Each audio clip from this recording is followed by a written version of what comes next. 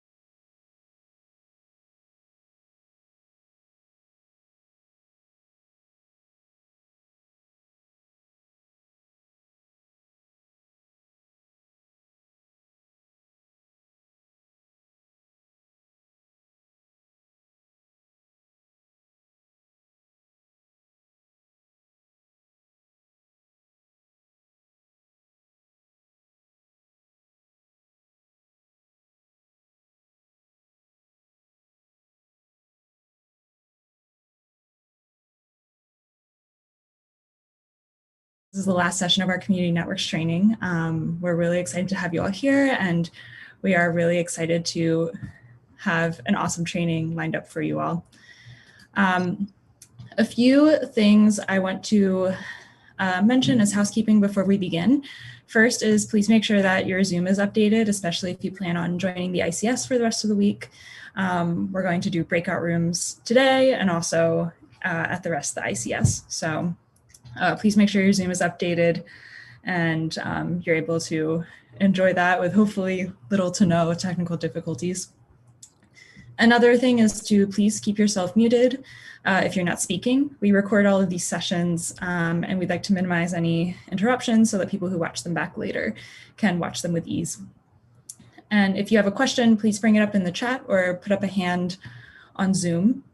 I think you can do that if you go down to the participants button, and then you can normally find a little hand raise thing, or I think it's reactions or something. You can just ping us somehow and we will get to your question. And then let's see, if you haven't watched all of the sessions live, if you haven't been able to attend live, please, if you watch a session back, please just email me or Sarah, Sarah, who is young@isoc.org, and just let us know. And we'll make sure that we mark you for attendance for giving out certificates virtually for this, so we can give you your certificate. I believe that is all that we have for housekeeping for right now. I'm going to drop the link to our webinars and with the password in the chat. And then if you are not registered for the ICS, I'm going to drop that link in the chat also because it's happening for the rest of this week. And then, one more thing is acronym bingo or term bingo. If there's a term that you don't know, please just say so in the chat and we'll address it, because we want to make sure that everyone can learn from this training and that this information is accessible to everyone. So I believe that is it. And we have really great group lined up for you all. And I'm going to turn it over to them to introduce themselves and get the show on the road. Hi, everyone. Thanks for coming to this crimping workshop. I'm Esther Jang. I'm a PhD student in computer science at the University of Washington in Seattle. And I have three lovely co-hosts. If you would introduce yourselves. Hi, I'm Jillian. I'm a volunteer at NYC Mesh, and I am also an MBA student at NYU. I'm Matt Johnson. I'm a graduate student at the University of Washington in Seattle. Work with Esther on many things dealing with community networks. Is Grant here? Yeah, I just made it in. Hey, my name's Grant. I'm an engineer and firmware engineer, network engineer, and I have worked on a project called People's Open Network with in Oakland, California, and I also currently work on a project called Disaster Radio, which is a cool long-range, low-bandwidth network. So, yeah. Cool. So I posted a link to the slides we'll be using in the chat, but also, I guess, Matt, could you share the slides on your screen? Yep, will do. And yeah, welcome to the workshop. We'll be doing Ethernet cable crimping. And first, we'd like to start out with a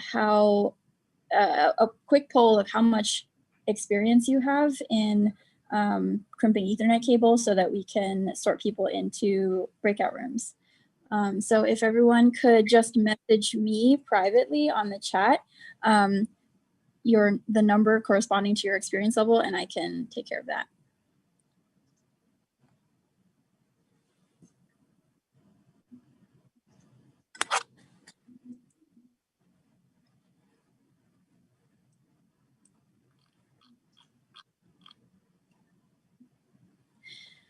Okay, so while people are doing that,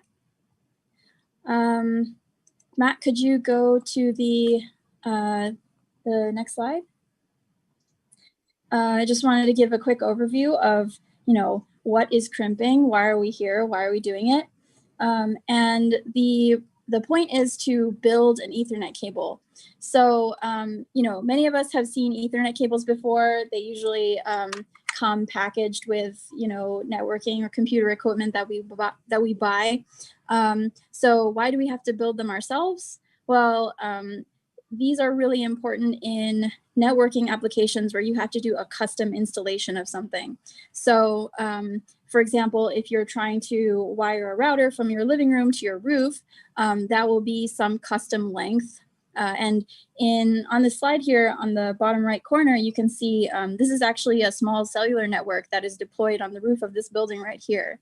So that one required an Ethernet cable run of about 300 feet, and there's no way I had that just in my back pocket.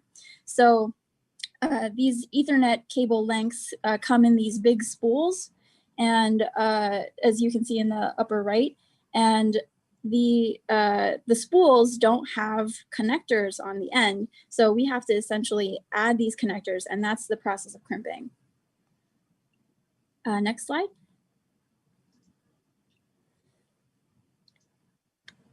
So what we'll be doing is you all should have received a kit containing some basic equipment, including this crimp tool. So the crimp tool will help us attach these little plastic connectors onto the ends of the cable.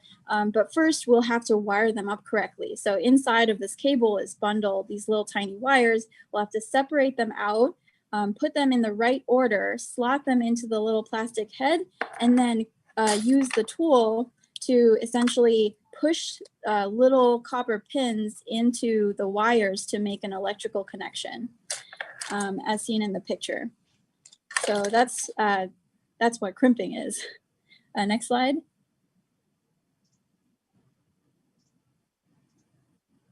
Yeah, and this is just a picture of your kit right here that you should have received.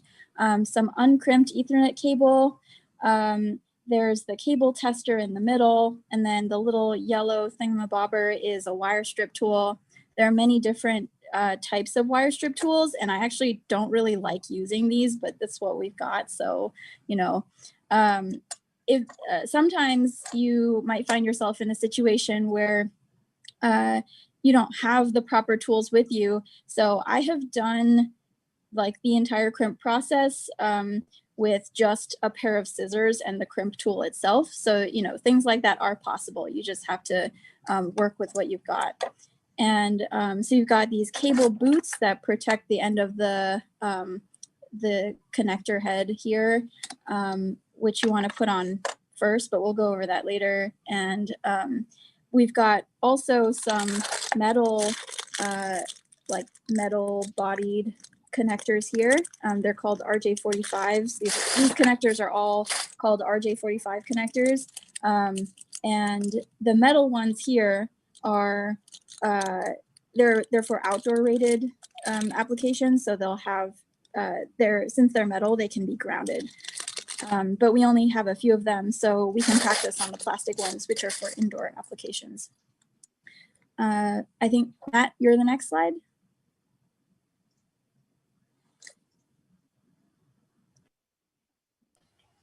All right.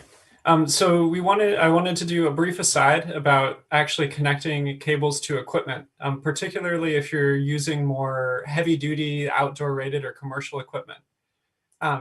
So routers and switches usually come with familiar RJ45 copper Ethernet jacks. So that's the jack that we're going to be making cables for. But if you look at this picture, on the other side, you have these other weird ports. And these are called SFP ports. And so what's interesting about SFP is it's actually a flexible port. So SFP allows for either fiber connections or copper connections, and you get to kind of pick which actual jack goes in this port. So don't worry if you have equipment that has these SFP ports on it. You just need to get an adapter, and then you can use the Ethernet cables that we're going to make with this equipment.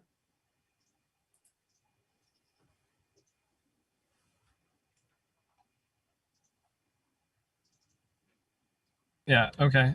So I'm just going to talk briefly about the order of the wires. I think on an earlier slide, you might have seen Esther had the pinout, and you'll come across these two types generally. One's called type A and one is called type B. Type B is the most common, definitely in the US and Canada. I'm not sure in the rest of the world, but generally people stick with this order of wires. So when you strip the cable, you'll see these different color wires and you have to put them in this order: white, orange, orange, white, green, blue. And so you can use this as a sort of reference for how you want your cable, how you need to order the wires before you slot them into the RJ45. And the only thing you might see about a type A, type B is in the context of a crossover cable might be something you hear. It's when one ends a type A and one's a type B, and it's not used so much anymore because most modern switches and computers don't need it. But you might come across that term. So generally stick to type B unless you know that the other end is a type A. So basically needs to be the same at both ends. And then also, yeah, you can go to the next slide. Esther mentioned the RJ45s that have the shielded jacket on the outside, the metal jacket. So those are meant to be used with shielded wire, shielded twisted pair. So there's two types generally: shielded twisted pair and unshielded twisted pair. You crimp them the same way, except that they have this shielding. You can see close up in the one picture. The shielded generally have a ground wire that needs to be touched somehow, contacting the metal jacket of the RJ45, the metal shield. So to allow the equipment to be grounded. So if you have an antenna on a roof, you want to make sure that's grounded so it doesn't get any kind of EMI, electromagnetic interference from other equipment that might be up there, or anything. It just protects the cable from interference. So go to the next slide. And then this is just kind of a lot. It's good for reference, but there's lots of different categories of cables. So you might come across Cat5, Cat6 most commonly.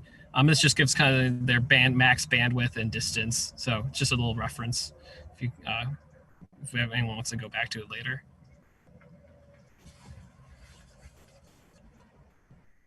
And this is a summary of what we'll be going in more depth about, of how to actually crimp a cable. It's a few easy steps, and then to the next slide, which will show it's actually about 5, maybe 7, depending on if we go to the next slide to test. And then now we'll go a bit more in depth. So on the next slide, the first step, you'll put your boots on first, which are those little rubber ends. This is before you're going to actually take out the wires to crimp, and this will go on the end of each of the connectors to prevent any dirt or debris from coming in. And then the next slide for step 1 is stripping the cable, which, as Esther said, I as well don't usually use the stripper given in the toolkit.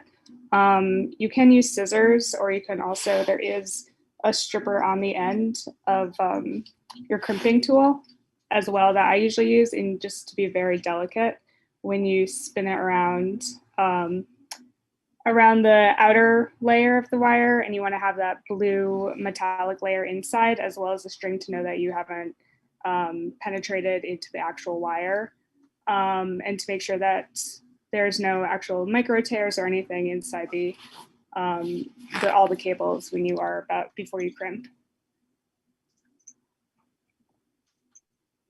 And then next slide.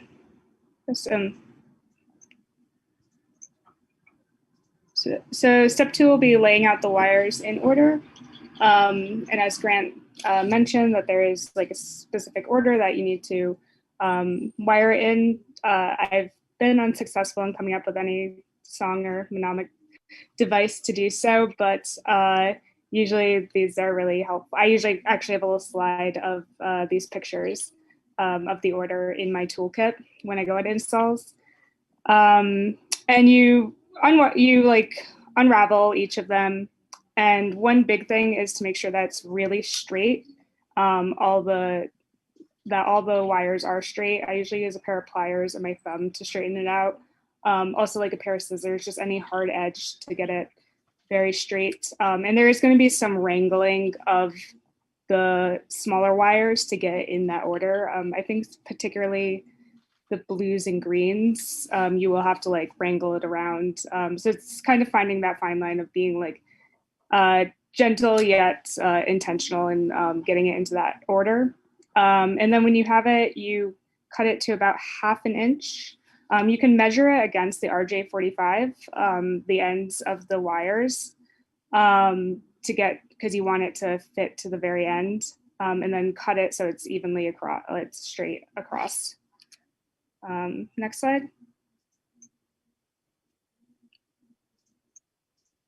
And then, as I said, the RJ45 will be here. So you want all the wires, you just put it in, and each of the wires will fall into a little slot in the RJ45. If you take a deeper look, you can see at the actual piece, you can see that kind of the structure of the tool. And then you'll push it to the very end and see in this middle photo here with the circle that each, there'll be 8 copper little, the copper ends will be at the very end of the RJ45. So you want to see just a row of little copper dots, basically, or copper tips. And sometimes this will take a few trial and errors of making sure that you have the right length. Sometimes people cut off a little too much the first time, so you might need to recrimp again, or sometimes this takes a few, just a bit of practice to learn how to do. And then there will be a copper wire that you will need to slide through the top end of the RJ45. There's a tiny little hook, I guess, which will ground it, especially if you're doing rooftop antennas. Yeah, it can take many trials. Okay, and then the next slide. And then you'll crimp. This is probably the most fun part of the process, in my opinion. You're gonna slide it through this top center for the size that we're using, which is 8P on your crimper, in the middle, and you'll just slide the RJ45 through and press down relatively hard. You're usually going to hear like a little bit of a click, or you're going to feel it a bit. And then you just slide it out and push up the boot that you put in the first step. And next slide. And then finally, the last step to know that you've made a successful wire is to use the testers that were provided in your kit. And you'll hook up both ends, and you'll have to see a green light go through every single one of the numbers. And this will ensure that the wire has been made correctly, and that the information is being sent properly. If it's not, check to see if there are any tears, or check to see if you have to go back to a few of the steps to see that the RJ45 was put in correctly, that there are no micro tears when you were stripping the wire. And if you're still not seeing it, especially if it's like an indoor cable, it might be that there's some tear within the wire, so you might want to restart on one or both of the ends. One thing I'd like to add on this slide is that the cable tester that's in your kit can be used for cables that aren't ones that you've made also. So if you're ever debugging a problem and want to check, like, is this cable actually right? It's been on this roof for 20 years and I'm not sure if it's actually working well. You can pull out your cable tester and see. Yeah, I'll definitely agree with that, because I have this rogue broken Ethernet cable that's in my tool bag. And I keep always pulling it out during installs, and it's held me back a few times. So yeah, just these definitely can be transferable. And then the next slide, can Grant speak on this, or? I think this is Esther. Right? Okay. She's busy doing breakout. Yeah, that So for those of you who are in Canada, I think there was some kind of a mix up and we accidentally sent you these flat Ethernet cables, which I actually have not seen what they look like, but I ordered myself a flat Ethernet cable just to see whether the crimping was any different. And I have posted a video link at the end of the slideshow. But what I found with this particular flat cable that I had was that stripping it was much more difficult. I had to kind of play around with the razor part of the crimp tool in order to get it to strip. So I had to like press gently and sorry, what was that in the chat? Okay, yeah, so I had to sort of press gently on all sides with the razor in order to make a score around the sheath and then pull it off. Also, there were still twisted pairs inside, so I had to untwist them. And the stripes were unfortunately not marked, so I had to keep track of which white wires belong to which twisted pairs. However, these particular wires that I had were too thin actually to crimp. They like didn't go into those channels in the RJ45 connector correctly. So if you have that problem, I think, you know, it's just kind of, that's the cable's bad and it's not on you to try and crimp that. But like hopefully the cables that they sent are a little bit better. So if we could work that out during the small breakout rooms, that would be great. Next slide.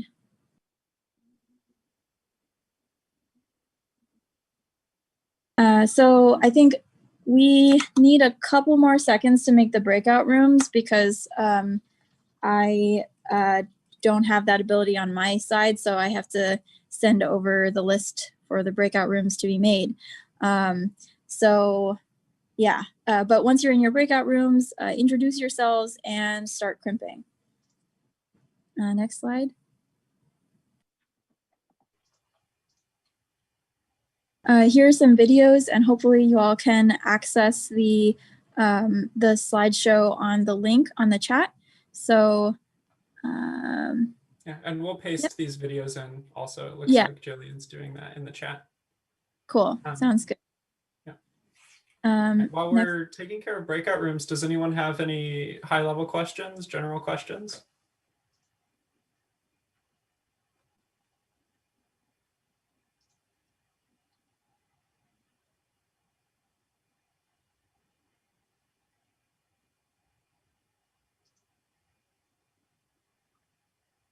I see a question in chat about what does live stream do during breakouts? I don't actually know. That might be a Zoom question for one of the ISOC organizers. Jolly, let's keep it on the main room. I don't think we're going to record the breakouts.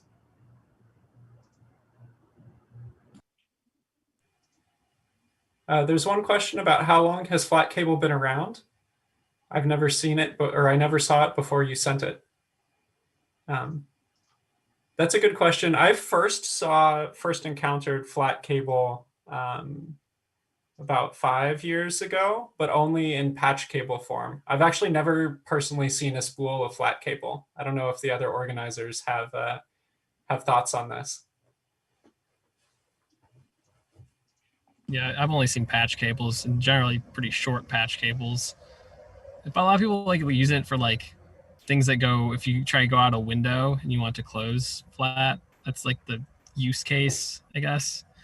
But yeah, practical situations, it's not really that useful.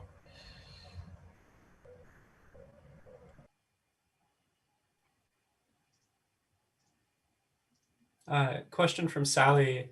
Just wondering about the different types of cable and are they used in different climates, temperatures? I think it's different types of cable. So you can get like a UV rated cable. There's different qualities of cable. The different like categories and different like technical specifications are used mostly for their capabilities.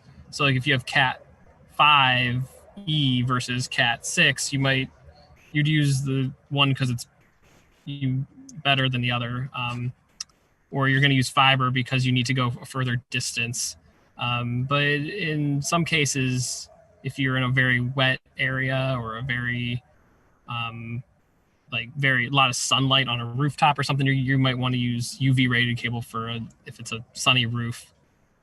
So there are environmental considerations when you're running cable or choosing the cable that you want to use. Yeah. And then I think another thing is to sort of think about is that the cable has both an electrical specification and an environmental specification.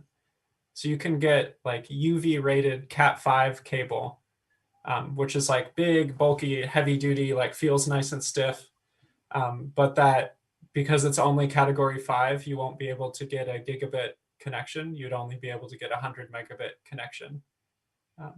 So the electrical specification and like the physical specification, how tough the cable is, are kind of independent.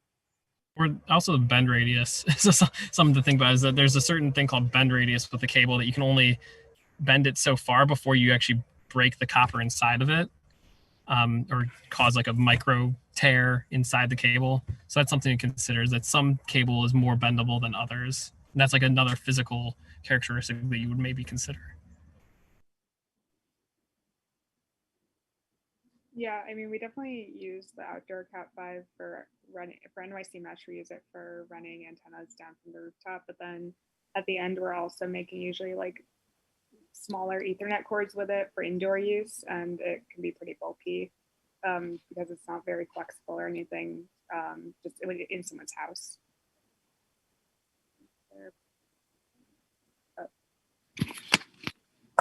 We got a question in the chat. Is there a preferred coiling or wrapping technique for Cat5 or other cables? I think, yeah, personally, I think over under is probably good. It's just good practice because it prevents the cable from like kinking in a certain direction. For many of you, you might not have heard about different cable wrapping techniques. I can actually show that. Yeah, I had a friend I worked with one time that you said that cables have good memories and bad memories. You want to make sure they have all good memories. So yeah, they'll stay the way you bend. Right. Yeah. If you've ever had like a coil of cable that just like will never stop looking like a slinky because it's just been in that coil so long, a way to fix this is you take the cable and instead of coiling just in a single direction, you're going to take the cable and like coil it in the opposite direction every coil. And it takes some amount of, my technique is a little off here, but oh gosh. Yeah, you can.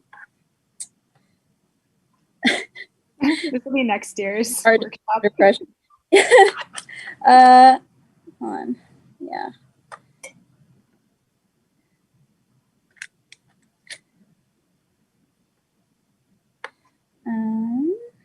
One thing also is that when you take, if you buy a big old spool of cable, that cable on the spool like will have a twist to it.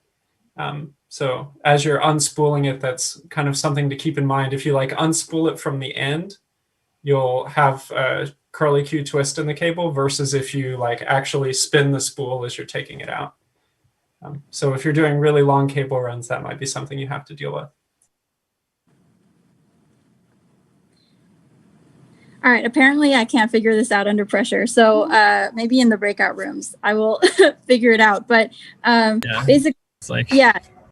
it's like, so you have one loop like this and the under is this way and over is the other way. So like this, so it goes more, it's really hard to tell, but like it goes more normal and then you go under.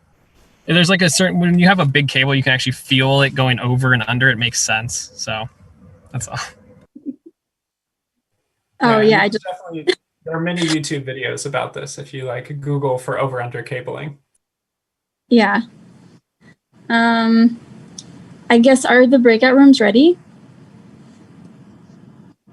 I just heard that they are almost ready. Okay. More questions. Oh, Sally has a question. What is the lifespan of Cat 5e? That's a great question. And actually sort of relates to kind of what we were talking about earlier about the cables. So the lifespan of the cable is part of that physical specification. So like it's hard, I can't say like what the lifespan is of Cat 5e or not. It depends on the cable. If you use an indoor cable outside, so if you just go to the store and you get an Ethernet cable, you know, a couple months, maybe a year if you're lucky. But especially if it's in a sunny area, the sun will like really tear up the plastic jacket. And if the cable moves at all, you'll start seeing like pieces of plastic flaking off and stuff. At that point, it's probably not going to go so well. But yeah, it depends a lot on your environment and what the physical specification is of the cable.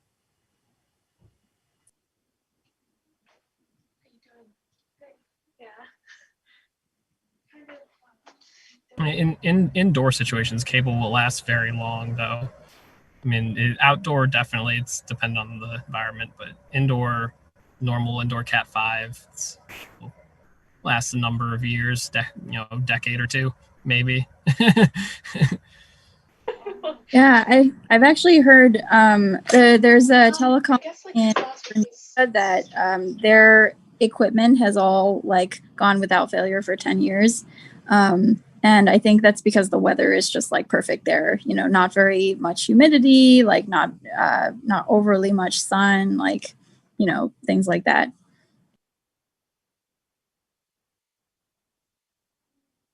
I think we had a question about the recordings. I can take that. Oh, I also just heard that the breakout rooms are ready. Jocelyn, I'm going to put in the chat again, the training website and the password to get into it so that you can see the recordings there. But it looks like our breakout rooms are ready. Cool. Let's see. Esther and crew. Okay, cool.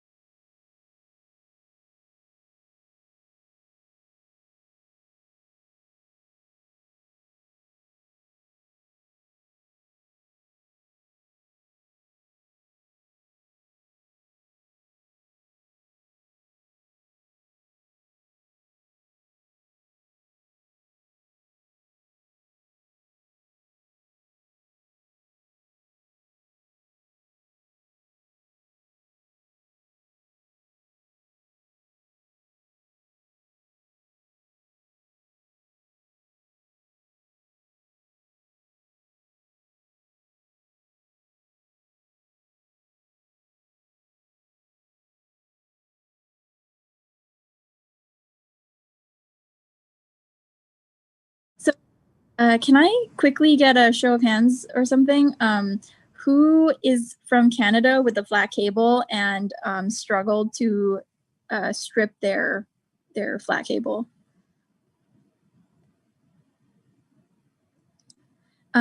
Yeah, we had like a bunch of issues with that.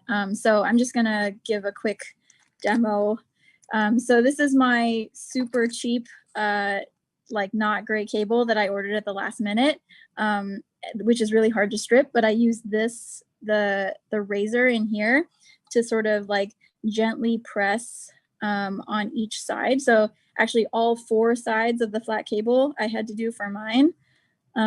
So to make like kind of a cut on all sides.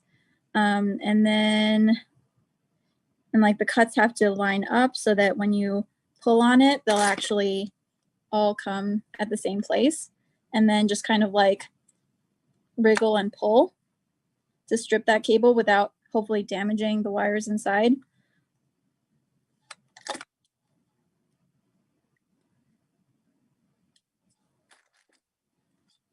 Yeah, I think regular cables will be much easier because the tools are made for that. But as you can see, it is technically possible to pull that sheath off. And then what you should have, if you haven't damaged your cables too much, it is like, I mean, mine has these little, strings which are supposed to separate the pairs, but they will be twisted pairs. And like some of them will be white, so you just have to keep track of which white ones go with which colored ones. And you'll have to like look into where the pairs come out twisted so that you can do that. And then it's the same process as in the regular cable.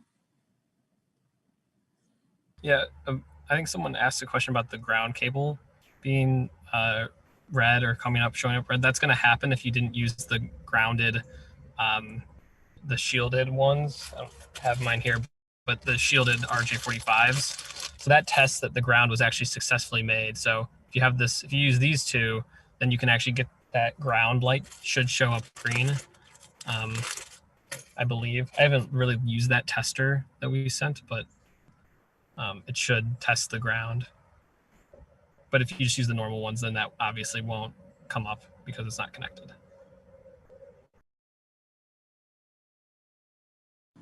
Yeah, there are kind of more detailed also, there are video links and other resources. So yeah, definitely look back at the slides and keep going. I failed like at least 3 times before I got one successful crimp the first time. This is an example of what did I do wrong? Forgot to put the boot on before I crimped it. I don't like boots anyways, so they make it hard to get it in and out, in my opinion. Yeah, cool. Oh, sorry. Oh, I'm just saying that I don't usually use boots, but I don't know how long my cables have lasted. So might be someone else's problem by then. If you are purchasing jacks for installs, you can get fancy plugs that have kind of a built-in boot. So like the only reason for me, I feel like boots are necessary is if you're ever going to be dragging cables, they prevent you from like getting this little thing stuck as you're pulling it through. But yeah, you can get things that are less annoying than boots, but that also do the same thing. There are many options. One other thing I just thought of that you might come across eventually is a lot of people may have heard of this called an easy crimp tool or an easy crimp end. And there's certain ends that are pass through. So the cables actually go all the way through the end. And then you have a special tool that cuts it off while you crimp it. So you might come across that sometime in your travels with RJ45s. And they're kind of annoying if you don't have the special tool to do it. You can do it with scissors and maybe make it work, but you just might come across that. They might call them pass-through RJ45s or easy RJ45s. In my opinion, they're more of a pain than normal ones.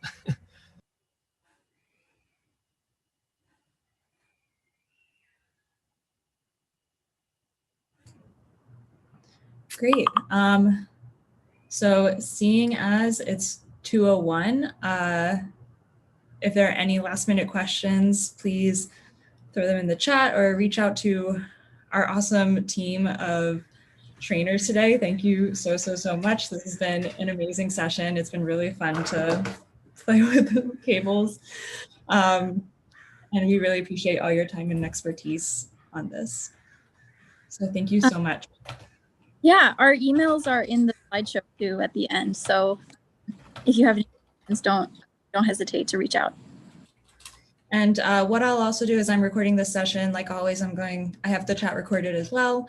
I will go through the chat and I'll pull out all those relevant links, all of, you know, the slideshow, those YouTube videos that were linked, and we will find a nice, accessible, easy way to put them on our website. So you all can check it out later and play with your cables and your crimpers and your testers even more. So thank you so much to Esther and Matt and Jillian and Grant.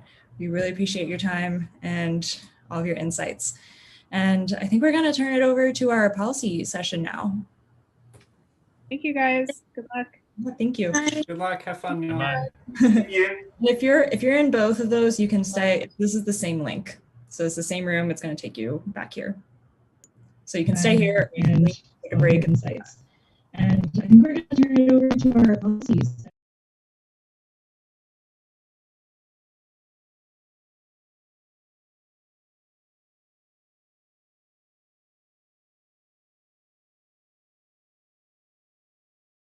Session for this one. I hope that, we'll continue to see people finally getting their Ethernet throughout this session. So when you do get your Ethernet all set up, please show us or put in the chat like, yes, I got through it. I would love to know how it's going, because I know for me personally, I have a long way to go. So I'll be working on this after work today, I think. So a couple of housekeeping things. And again, if you're joining us from the community network session, this will be a repeat for you. First and foremost, please make sure to update your Zoom account or your Zoom app if you have not already done so. We're going to be using breakout rooms throughout this week for the Indigenous Connectivity Summit, and it's important to do that so we can move between breakout rooms as we go along. I would also ask that everyone mute themselves throughout this session. As a reminder, we're going to be recording, and so it'd be great to have no background noise unless we're doing a discussion. I'm also, to that end, going to hit record in just a second. The breakout rooms themselves are not recorded, so we can have a really open discussion. But want you to know that when we're in this big plenary, it is recorded. One other thing about the Zoom, actually, this is the same Zoom link we're using all week. So anytime you want to join the Indigenous Connectivity Summit sessions, you can use this same calendar invitation link, which is the same thing that you got via email. And for everyone wrapping up the training who's been here in the last 6 weeks of sessions, we will have a presentation of the certificates for those that have completed the course on Friday. You can find that session on the agenda on the Indigenous Connectivity Summit website for this year. So please, if you have attended all those sessions in person, you should be marked down. But if you've been watching them separately, if you've watched them after they've been recorded, you need to let us know so that we can present your certificate to you during the summit. If for any reason you're not able to make the presentation of the certificates, don't worry, you will still get your certificate. I will email it to you. You'll be good to go. But please check the agenda for more information on that and with any other questions. And as always, all of the recordings of these sessions are on the participant website for the trainings, which is in your calendar invitation as well. So, okay, with that, congratulations to Bruce and Frank for completing their cables. Good job, guys. And I can't wait to hear from everybody else as you go through yours as well. And with that, I'm going to turn it over to Sarah Young, who's going to lead us through the session today. Hi, everyone. Thanks for joining and welcome. Welcome to the official launch of the ICS, if you weren't with us for the last Community Networks training session. This is the last session in the 2020 Policy and Advocacy Training Series. And as Katie said, congratulations, you've made it through. You should give yourselves a pat on the back because we all get Zoom fatigue and some of these are really long, even though they are so incredibly interesting and engaging. We've had incredible speakers. And we want to thank you guys for putting in so much effort to making these sessions as engaging as they have been. You've made them so full and informative and wonderful. So thank you to you all. I think Katie covered all of our housekeeping items, so I'll just get down to it because I don't want to take up too much of the time before we turn it over to the actual discussion. So this session today is really exciting because the purpose of it is to hear from you all. Each year, one of the most important things to come out of the summit is a set of policy recommendations built by you all and used by the Internet Society for the rest of the year to set our agenda on what we'll work to accomplish alongside Indigenous communities and push forward with policymakers for the months to come. So we have 4 really exciting discussion leaders with us here today. We have Brandon Makawawa from the Nation of Hawaii, Ninial Simmons of the Department of Hawaiian Homelands. We're going to have Anna Higgins, a project coordinator at the Internet Society for Strong Internet, and also an alumni from last year's trainings, and Katie Jordan, who's a senior policy advisor here at the Internet Society. So how this is going to work is we're going to break out into 4 different discussion groups and separate breakout rooms, and we'll come up with about 4 or 5 policy recommendations each. So as we've been going through these sessions, we've kind of been having larger discussions about what better policy for Indigenous connectivity can look like. So this is the time to bring out those ideas, whatever recommendations you've been thinking of, and we'll brainstorm together. We'll talk it out. It's really informal. We can use the chat or just speak up however you please. And then each of those 4 groups will come up with 4 to 5 items, super high level, doesn't have to be really in depth yet, because we're going to use the rest of the week to hash out the details of these. And then for the rest of the week, like I said, we're going to sort of add a little bit of flair and detail to these. And as we go, keep editing. And then at the end, we're going to present on the last day and make sure that we're all on the same page with this set of recommendations and that we all agree that these are good, strong items to move forward with. So with that, why don't I let a few of our discussion leads introduce themselves? Do we have Brandon here with us just yet?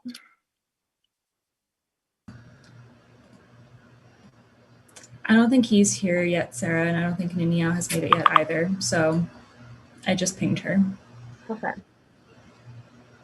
So while we're waiting for them, we can, I guess, just start with our own high-level discussion of what you guys have been thinking about and bringing up. And I can also, let me link for you the 2019 policy recommendations, because those will be really useful for us as we're thinking about what good recommendations look like. And these are fantastic because we actually had a lot of success with a few of these recommendations. And then I don't want to call out this anonymous user, but I noted a really great recommendation in one of our previous policy sessions that I'm just going to throw in the chat. And I also have it right here in my notes if we want to use, but this is a really good example of an idea that that we can use as a policy recommendation. Hang on one second.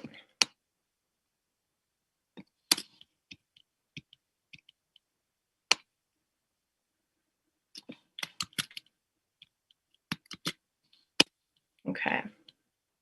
So if that was your recommendation, congratulations. I thought it was a great example of something that we can use to move forward with this document. And Katie, Anna, if you guys have anything to add while we wait for our discussion leads. Yeah, so, I think one thing that might be good just while we're waiting is we can start this conversation as a group. Some of you have been in these conversations at Indigenous Connectivity Summits past, and you may have some ideas of the direction that we want to head in the future. But like Sarah said, I really want to emphasize that this should build off of what you have learned over the last 6 weeks, but it should also really build off of your own personal experience. So as a group, we have all come together to learn what it means to be an advocate for our communities. And now what we want to do is create a consensus-driven document on behalf of this group that says, with that knowledge, with the knowledge of what it means, but also who we are. We need to move forward in X way. And we would ask each of you that graduates from this program to take these policy recommendations to heart and to talk about them when you're able to, because in the same way, the Internet Society for the next year is going to focus on these policy recommendations and make sure that we elevate them for policymakers in both the US and in Canada and say, this is what the community wants you to do. And that's really, I think, an important and powerful thing. So what we could do maybe is, while we're waiting, we could ask for a few suggestions now. And this should be our most discussion-driven session of the entire training. I really hope that you all will put some suggestions forward. And if you need some sort of inspiration, check out the recommendations from last year, and we can sort of give you some info on how this has gone in the past. But I hope everyone has thought of lots of good ideas throughout the sessions.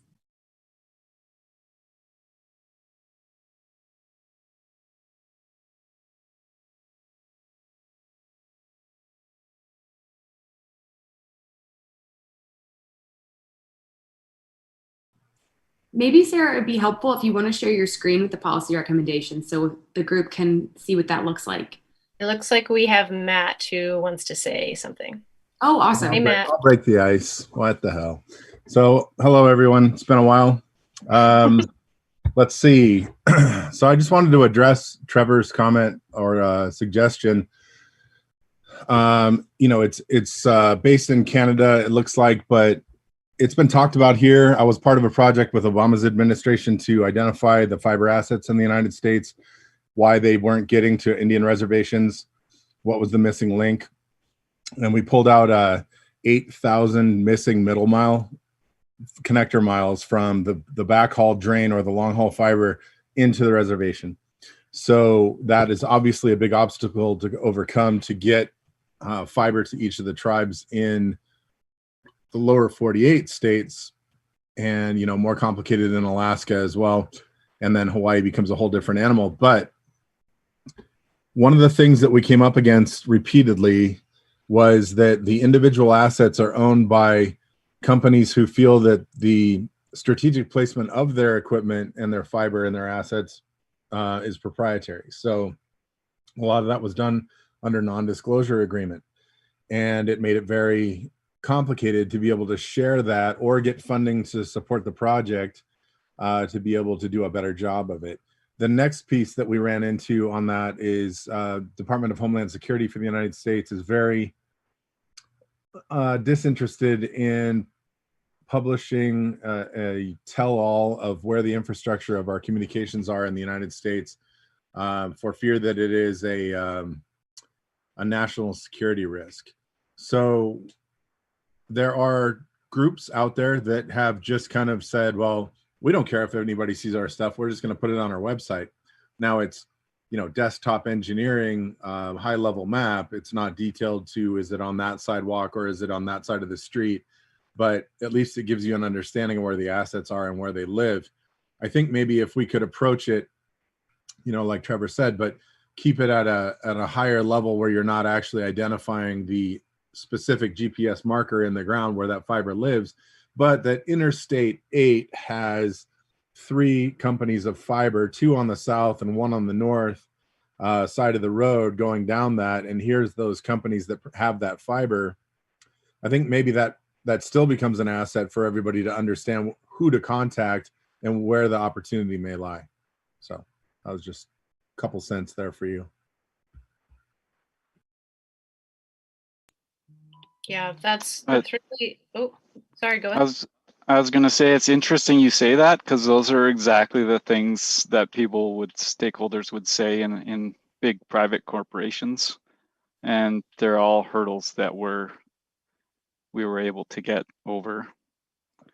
Oil and gas already, like here in Canada, they already publish all their assets. So everybody knows where to bomb them, and they have been bombed. So, I mean, it's possible. It's a question. I thought that's what policy's for, is for government to give direction to industry. So I thought that these were exactly salient policy points. Yeah, they are. I think they just have to be done outside the normal channels to be able to get a result, because the channels that were pursued, obviously it started at the White House, that stepped out of government and became a private entity, but the relationships were those relationships with the network builders themselves, many under a non-disclosure agreement. You could take the marketing map of these organizations and, you know, put a team together to lay that marketing map over Real Map or Google Earth or something, so that you had a sort of a full marketing picture of what that looks like. But what is marketing and what is reality are two different things. Marketing is also way behind reality. And so there's a balance, and it's an ever, you know, it's an ever evolving living document. So it'd be something that we'd have to throw some energy at for sure. What's the, I can't remember what it's called in the USA. Is it Competition Bureau? So isn't it anti-competitive essentially to keep your assets secret? Because that's essentially how they keep competitors out of the Canadian market, which is why our cell phone bills are so expensive. I'm not sure who runs that, if it's FTC or who it is. So when there's issues with getting stuff going forward, as a project manager, I'm always considering if the right stakeholders are at the table. So what I'm saying is I think there were stakeholders missing in that discussion when it was at the White House. No, I fully agree. We got the map done, but we just couldn't publish it. So yeah, the fact of that matter is you'd have to have somebody leaning on those corporations to be able to allow that to be public, or generalized to the point where you could show all the networks overlaid in one color and you couldn't tell who was who. And I think that was something that was being pursued, and I think it just lost traction over time. And now it's several years old, so obviously it's changed. In Canada, what we have right now is we have the CRTCs actually looking at an intervention that the First Mile Connectivity Consortium has put in. And that is the CRTC recognizes that this is a problem. And so the suggestion that First Mile is making is that there be an index of where all these assets are, the dark fiber assets, but there be provisions as to who can access the information. That's one way of doing it. The other way of doing it was something that Melanie Pilon did. She did in the training, The Business of Running a Community Network. She talked about the whole concept of ground truthing, which is a new term to me, but she actually hired a gentleman who had experience in this area, who was able to come into her region and actually find out where the dark fiber was. So that's another way to go at it. Yeah. Sally, those are really good points, and Matt also, and the chat is, you guys are coming up with some really great ideas and discussion points already. But given the limited amount of time that we have, let's save these for our separate breakout rooms, because we do have Brandon here, one of our discussion leads. So we're going to separate in just a minute here, and then bring any ideas that you brought to the chat to those separate rooms, and any questions. Myron, I know I saw your hand. Sorry that we couldn't get to you in time, so be sure to bring up your point in your discussion room. So in just a minute here, we're going to break out, but if anyone has any last minute questions, I think we might have one more minute.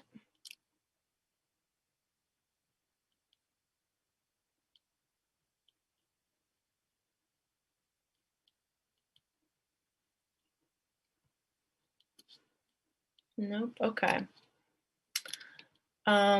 So again, we're just going to use the time in our breakout rooms to draft some really high level recommendations. So while you guys can certainly dive into those details, because a lot of you are experts and have so much experience, what we really want to draw out is some really high level points that we can then add more substance to during the week.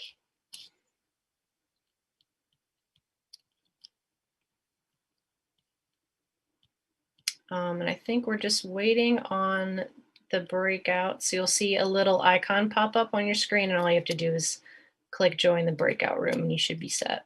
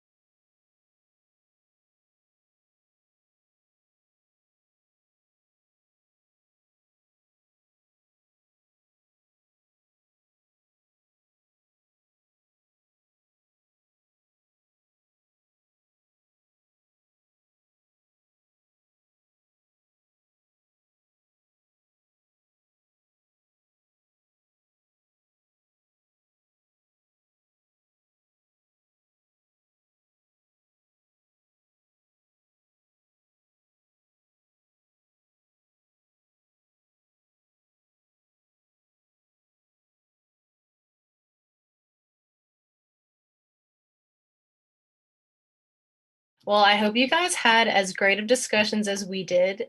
We came up with a lot of really good ideas. And like I told, I noted in our breakout session, this isn't the end all be all. We're going to keep adding to these policy recommendations throughout the week as we hear more from our speakers and as we come up from new ideas based on the sessions throughout the week. So let's just use the last, we only have about 8 minutes, so it's not a ton of time.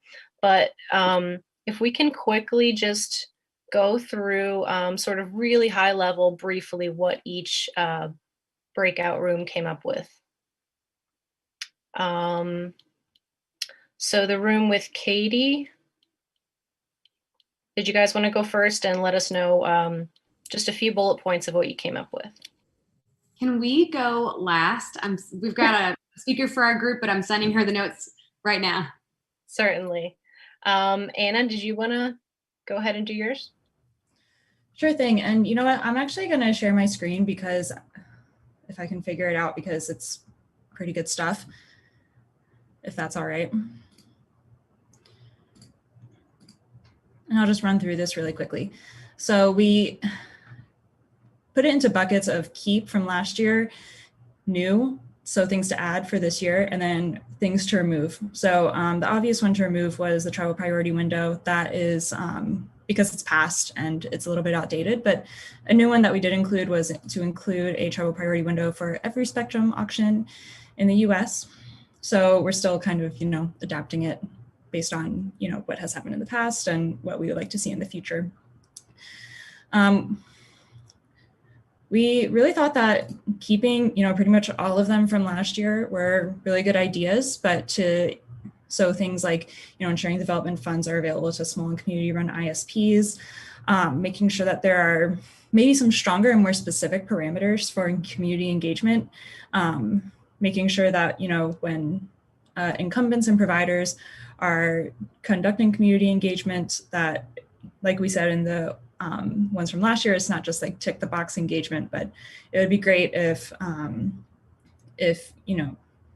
funding providers, whether that be like the FCC or the CRTC or ISED, that they can include specific parameters for what counts as community engagement. So these incumbents know exactly what they need to do to, create more meaningful engagement.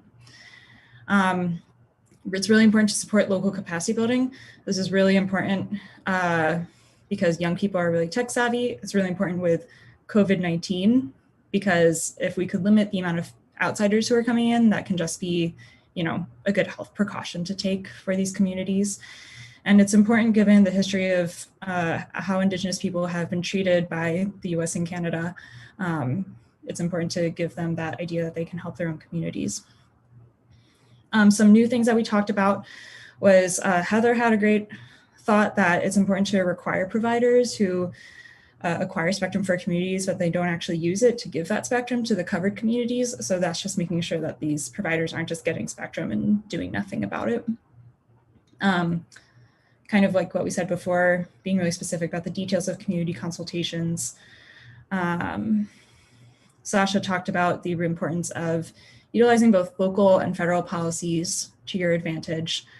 Something that's really important for right now is to, Kyle, I don't know if you want to speak on this, on your experiences with this, but Kyle was talking about how it's so important to have formal processes for how you're going to deal with COVID-19.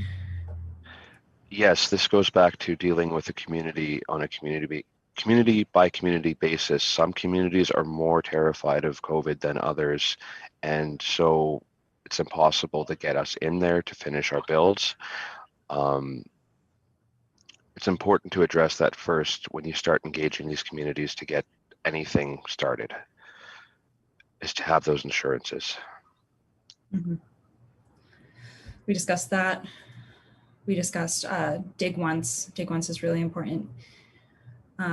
Which for those of you who don't know, dig once policies are the idea that if anyone is going in to dig up a road to do any kind of work on it, whether it's infrastructural or like pipes or electric wires, you just lay down some dark fiber in there while the road is dug up, because digging up the road is so much of the cost of deployment. We also discussed affordability. asking policymakers to create some kind of metric to judge how affordable the service will be. Because if you can, even get infrastructure to these communities, but they can't afford it, what's the point? I think that, we think that access is kind of two-pronged. It's both having the infrastructure and having the affordability. And then also making sure that it's high speed and it's good quality internet.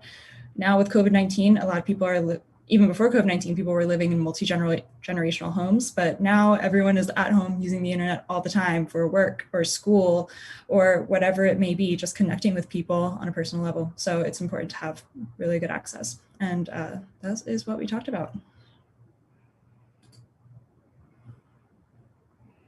Great, thanks so much, Anna. We actually had a bit of overlap. As I guess you would expect, there's a lot of the same sort of basic ideas that we went over too.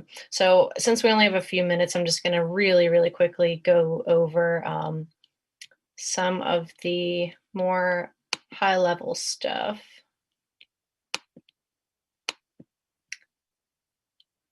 You guys can see my screen okay, right?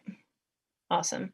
So some of the more high level things we wanted to focus on were improving the broadband maps, because both in Canada and the US, it's been a really big problem for a long time. And I think this is something that we've touched on in last year's recommendations as well. Just the improved data needs to be there for any of the policy that we're recommending to work. That's kind of like a base level foundational sort of piece that we need to fit in for everything else to fall into place. So we'll flesh out the details of that throughout the week, but that's something that we definitely want to talk more about. We talked about including all stakeholders in access discussions. So this is sort of a overlap with community consultations. Myron Dewey, sorry to put you on the spot and call you out, but you had a lot of really good ideas and awesome insight and some stories into why community consultations are so important and how important it is to define these more narrowly and specifically so that projects are actually doing this and actually implementing these consultations properly before projects that could potentially negatively affect the communities that they are engaging with. Indigenous sovereignty is something that we also covered. That's a really important point that we're going to need to go into some finer details on, which we did get into, but I didn't take specific notes on that. So we'll kind of go in and flesh these out further throughout the week. We talked a lot about digital literacy, how important it is for communities to have the education and the training similar to the trainings that we offered with the pre-summit ICS trainings, to give communities the chance to actually have the background that they need to understand the community consultations that they will hopefully be receiving.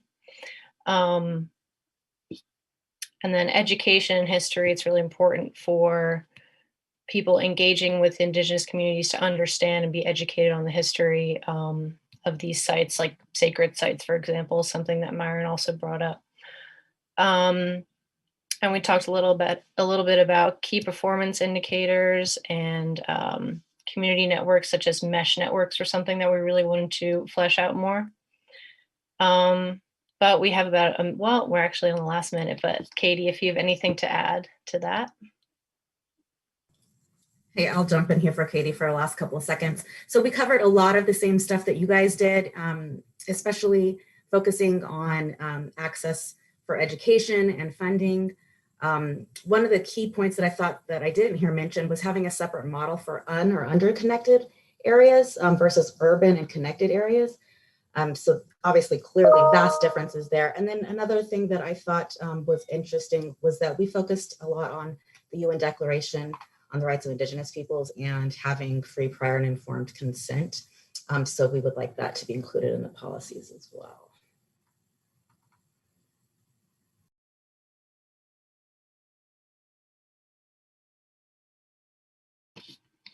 Great, thank you all so much. So I wish we had more time today because I know there's so many great ideas and there's so much more to talk about. But unfortunately, we're at the end of the session. So thank you all so much for coming. And I think this was noted before, but if you weren't able to attend any of the previous advocacy and policy training sessions, just email me or Anna or Katie, and we'll be sure to mark you as attended so you can get your certificate at the end of the summit, as this is the last training.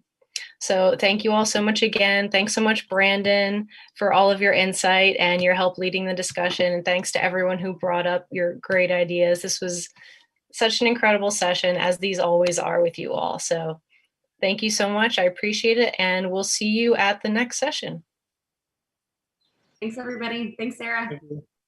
Sarah, you forgot one of the groups. Oh no, Sally, did I? Yeah, you did. Oh my goodness. I can send you our notes, I guess, if Yes, please, of course, send me your notes. okay. I thought we were only doing 3. That is my mistake. No. Sally, All right. A quick 30-second, 1-minute overview.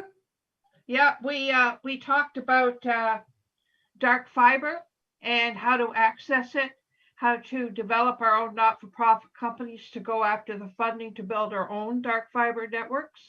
And we also talked about the price of bandwidth being based on a legacy old-fashioned model that's decades old, and doing our own research into what the price of bandwidth should actually be, and going after the accountants and legal teams for the telcos and explaining to them why the price of bandwidth model is outmoded.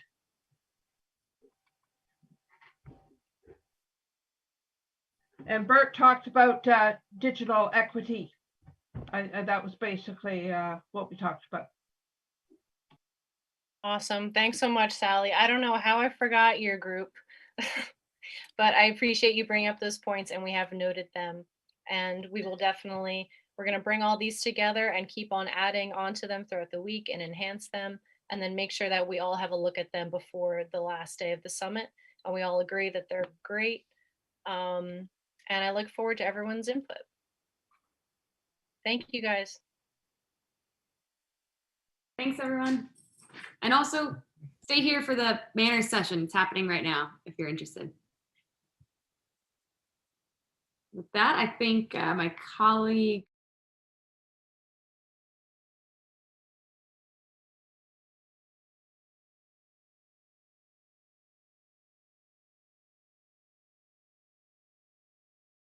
Alexandra.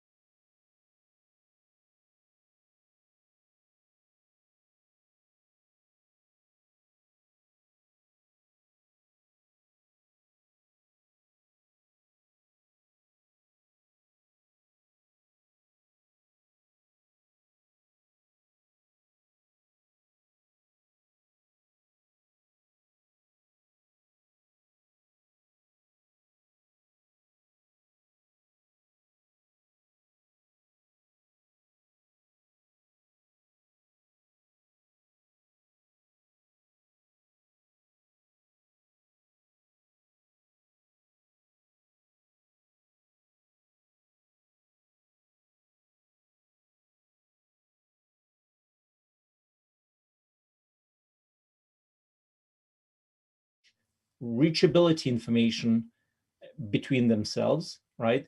And For instance, I know who my customers are, and I communicate this to my neighbor networks, and they pass this information along. And by doing this, after a while, the whole internet learns about various routes and builds a roadmap.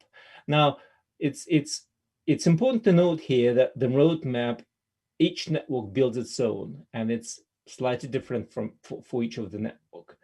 But in general, it's coherent and it works. Unfortunately, the BGP, that's the routing protocol that is used to exchange this reachability information, is entirely based on trust.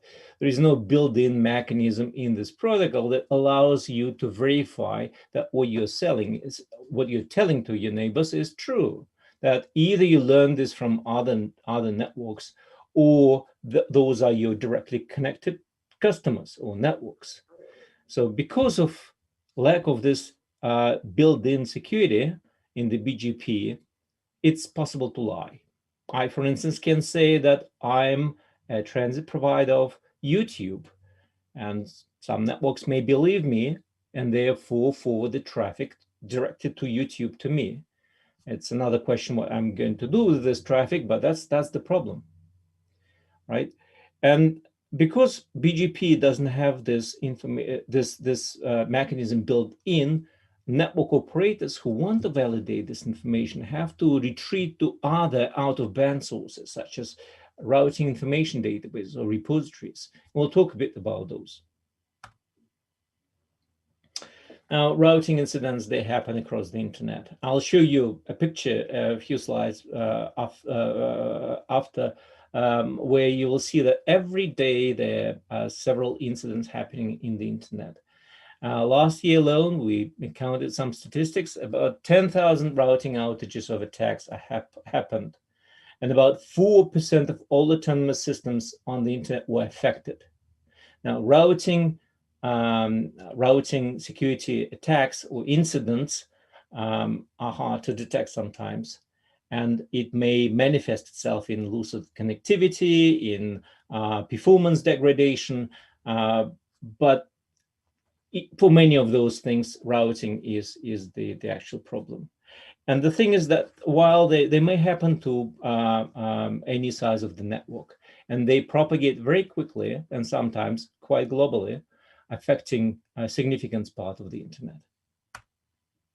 So that's the graph I mentioned to you. So you can see there's about half of the year of this year, 2020, and you can see that every day something is happening.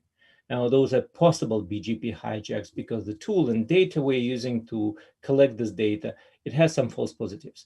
It's, first of all, hard to say whether it's an attack, whether it's a malicious intent, or is it just what we call fat fingers, misconfiguration.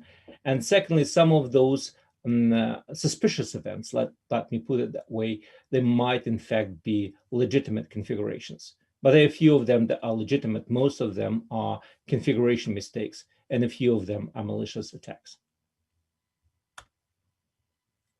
So, well, I was talking about routing incidents, but maybe would be good to say a few words about what are those incidents. So this is a summary table, and what we understand by routing incidents broadly are two types.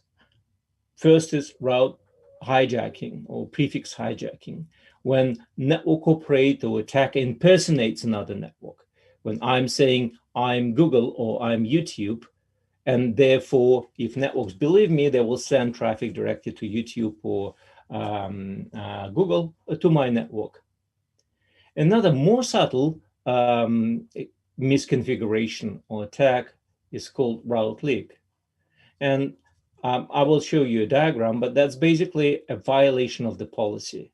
It's when your customer network becomes a transit provider for you. And for instance, it transits traffic to big sites like Amazon or Google or Verizon, for instance. And what is also included here, which is not specifically related to BGP and routing, is source IP address spoofing.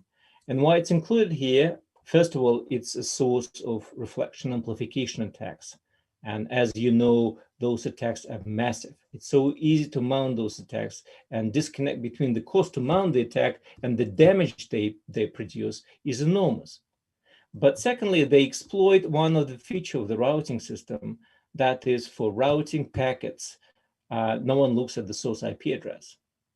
It's like a postal system, right? You lose the destination address to pass the mail to its destination. Only if something happens, you need to look at the source IP address and respond back. So this is included because it's also related somehow to routing, and it is a big security hole. Now, let me spend some time talking about this routing incident in slightly more detail. I will not go into very big detail, but if there is interest, we can come back and discuss that. So I mentioned route hijacking, and here's a classic example of what happened in 2008 when Pakistan Telecom,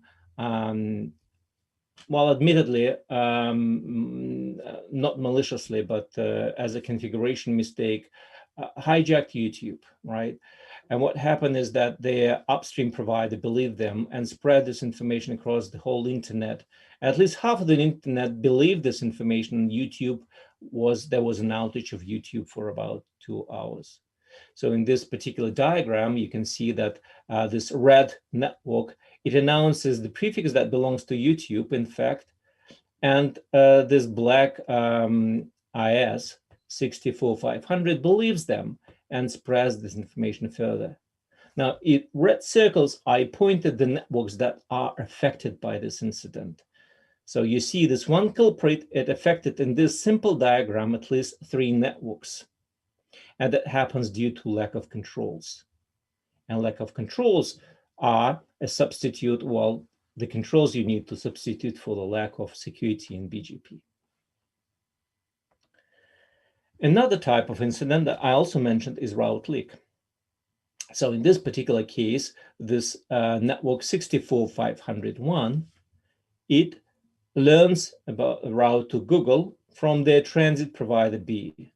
And it communicates this information to another transit provider, IS 64500.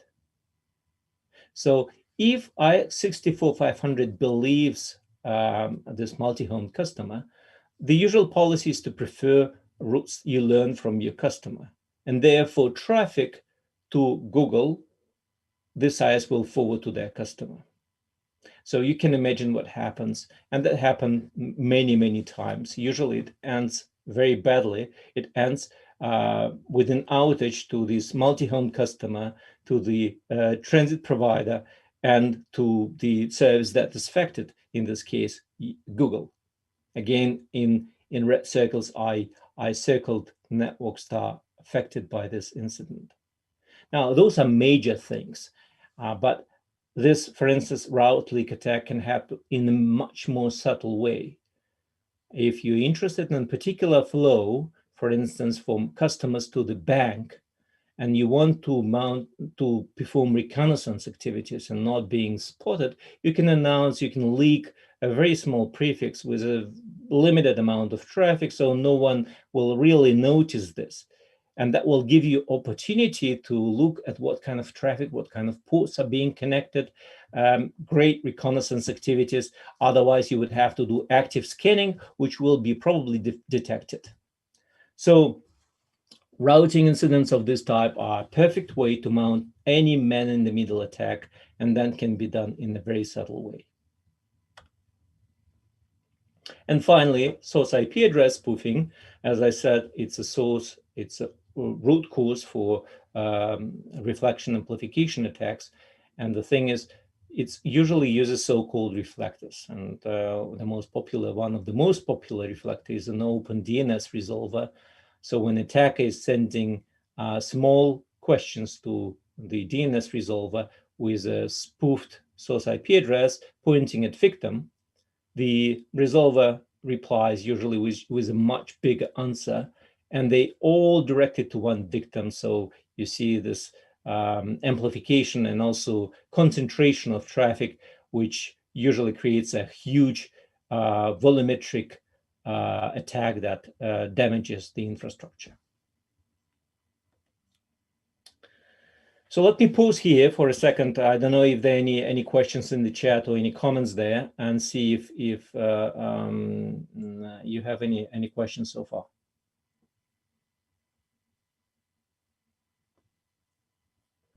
Okay, let's move on then. So, okay, well, this problem, in fact, it's known for more than 2 decades. I think basically as soon as BGP was introduced, this flaw in BGP was known. And I think pretty much quite soon it was exploited, maybe not at scale as it happens now, but still. So why is routing security so hard? Now, each player, each of those 70,000 networks operating on the internet, they can contribute to routing security. But at the same time, they can be cause of a routing incident. They can be a weakest link in this chain of security. Now, most of the networks, of course, they would like to have a more secure routing system, but because routing incidents are hard to debug and hard to fix.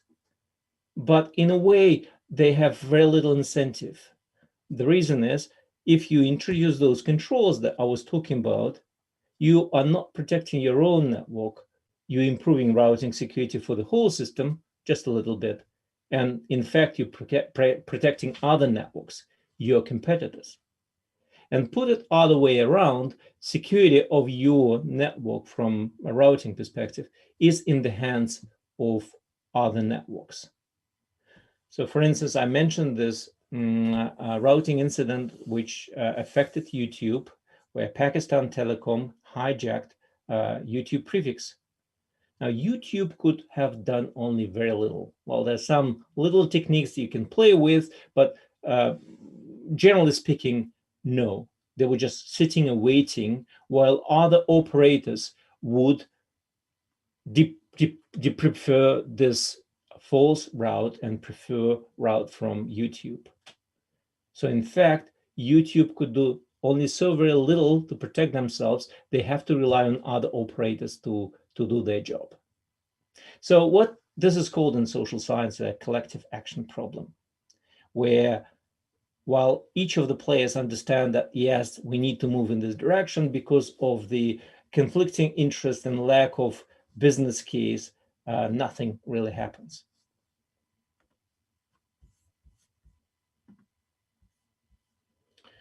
Now, it was suggested several times that problems like this can be solved with regulation, and maybe governments need to step in and dictate something that will make routing security controls, for instance, mandatory, or deployment of certain protocols mandatory. But in a global system and distributed system as the internet, those attempts are not effective and maybe futile, because even if you demand this from all the networks in one particular country, there might be another country that doesn't do this, and that network can really cause this incident. As we saw that a network in Pakistan can affect a network in the United States and vice versa. So it's really global. And unless you partition the internet itself, you cannot really solve this problem. So that asks for a solution on a global scale. Now, there is some light here. And it was shown that norms, normative behaviors, can provide a solution in some of those cases. There is a need to agree on values and need to agree on behaviors. So if we sort of project this to the internet routing system, we can see that there is no disagreement about the common value. I think resilient and secure global routing system is in the interest of majority of network operators.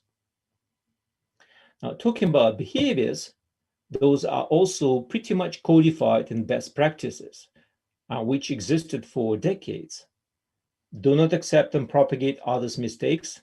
Protect your neighbors from your own mistakes, i.e. do not hijack, do not leak, and enable others to validate. So if you look at best practices in routing, these exist, even tools exist.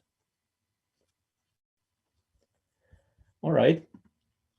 So what needs to happen is that we really need to move from this best practices and recommendations to norms, where not doing something becomes socially unacceptable. And as you know, network operators, it's a pretty social environment, right? So it's not a security, it's more a social problem that we need to solve.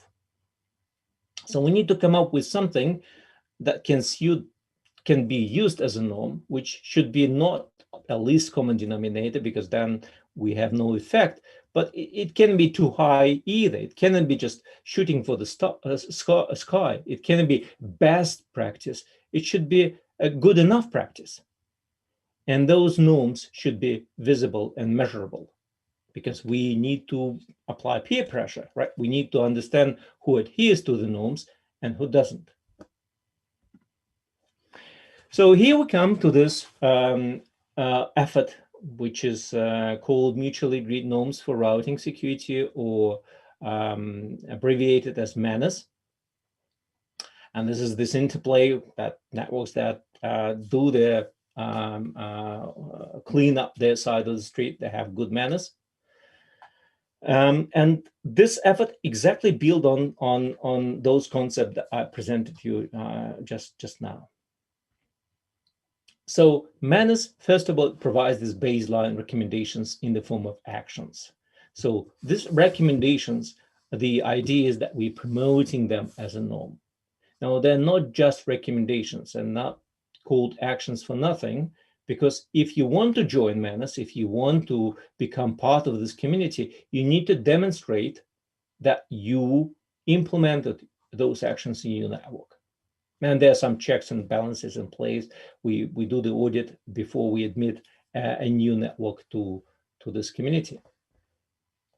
And I mentioned community. That's very important, because recommendations and slides alone will not solve the problem.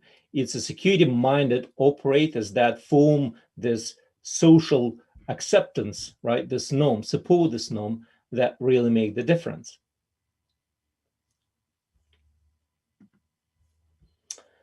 All right, well, let me talk about MANIS programs, because there are different types of network operators if you look at the internet, and they have different sort of, we can leverage different qualities of those operators to promote routing security further. So we launched one by one. It didn't happen at once, but we launched one by one 3 programs. We start first with network operators. Then we looked and invited internet exchange points. And finally, we launched the program for content delivery networks and cloud providers. Let me talk about this in more detail. Probably too fast. So we start with network operators, and that started, what, 6 years ago? 9 operators came together and looked at what sort of baseline we can produce that would be acceptable, non-disputed, and can be easily met, those requirements, by majority of network operators. So that's how this first set of actions were born, with this rationale, right? We need to raise awareness, we need to promote this culture, demonstrate the ability of the industry to solve the problems by themselves, and provide a framework for operators to better understand how to move towards a more secure routing system. On that last point, I want to mention that if you look at security, consider security in corporate context, security is not a state, it's a process, right? So it's very important that you have a security framework deployed, that not cherry picking some security patches, but you have a consistent approach so you know what level of security you are achieving. Now, in the internet, with 70,000 independent networks, it's very difficult to create a systemic approach. So MANIS, as a framework, it can help doing this. It can provide global reference to disjoint communities and sort of geographically dispersed network operators that can relate to one single anchor and one community that works towards this solution. So here are 4 actions that are now active for network operators. And the network operator is any network that can speak BGP and passes traffic from one place to another, and has an autonomous system, of course. So actions in blue, those actions are mandatory, and action in white, which is anti-spoofing, is optional. We encourage operators to complete this action, but with understanding that not all network operators physically able to implement this. For instance, for transit providers, it's very difficult to implement anti-spoofing, effective anti-spoofing measures. It's much easier to implement those measures for access networks, for instance. That's why it's optional. So, well, as I mentioned, basically these actions, they describe those norms that we just discussed. So filtering, prevent propagation of incorrect routing information, and that is clean up your side of the street. Do not propagate and verify correctness of your own announcements, have controls in place, and announcements from your customers. And those are networks that you should be aware of. You should know what kind of prefixes your customers are emitting or supposed to emit, and you should know your own network as well. Now, we spoke a little bit about anti-spoofing, and there are some controls that allow you to prevent traffic with spoofed source IP addresses to leaving your network. Coordination, it seems like a very simple action. In fact, what it requires that you have a publicly known contact information, that you are reachable and you are responsive. But this simple action, it helps solve such a lot number of routing incidents and incidents of any type that it's very hard to overestimate its importance. And finally, global validation. The title is slightly misleading. It's done for the shortness, but in fact, what it says is facilitate global validation. Because in order to validate, and that's where we start, you need to look up, a network operator needs to look up in some other databases. This information is not available in the BGP, in this protocol itself, so you need to look up in other databases. There are two main types of those databases that exist. One is called Internet Routing Registry, and the types of it in North America, for instance, RADB is the most known. Erin also run their routing registry. And another type of routing information repository is RPKI. It's Resource PKI System. Both of them, they serve only one purpose. They publish information that allows you to check that which prefixes a particular network is allowed or is intended to announce.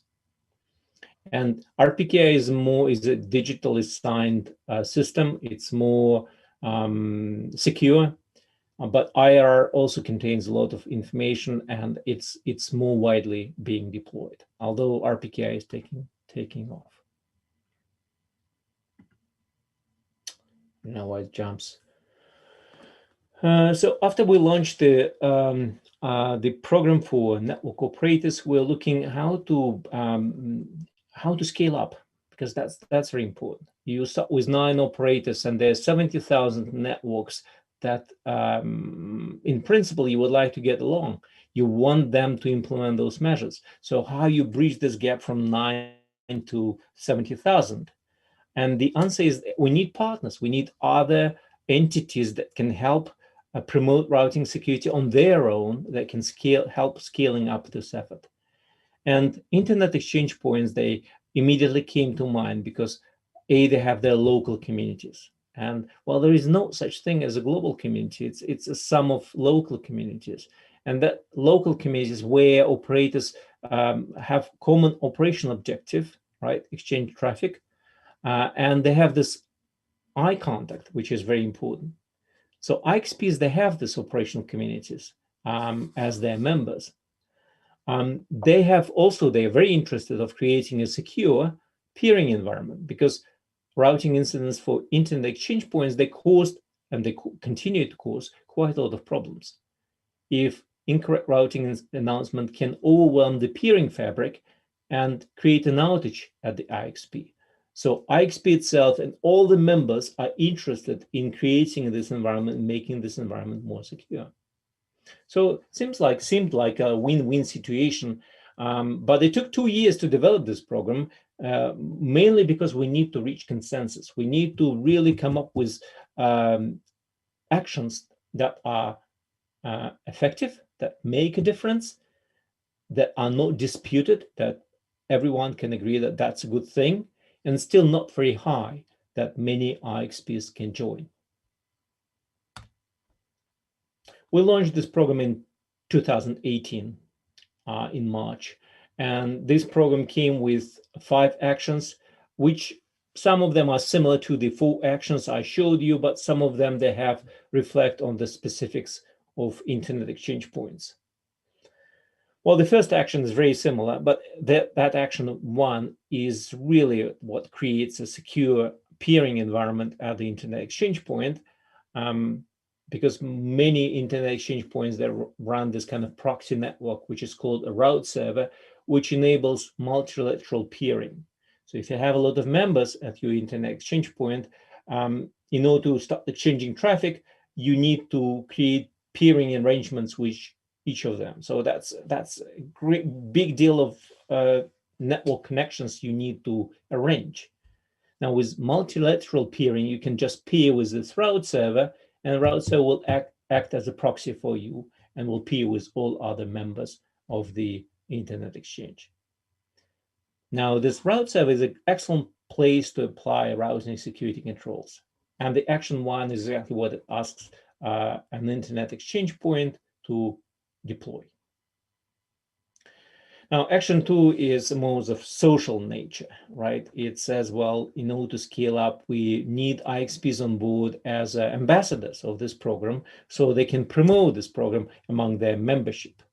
And while there are different sizes of internet exchange points, from 10 members to several hundred members, but it's where scalability kicks in.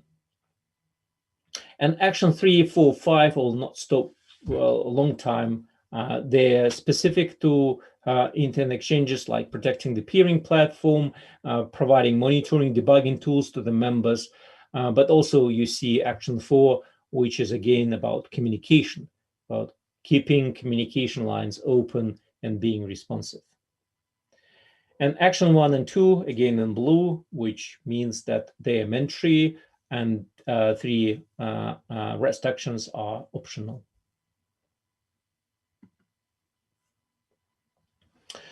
Now, once we launched that, we looked at other partners, and they're edge networks, but very important edge networks. Some of them are very big, some of them as big and global as probably big transit providers, or even bigger.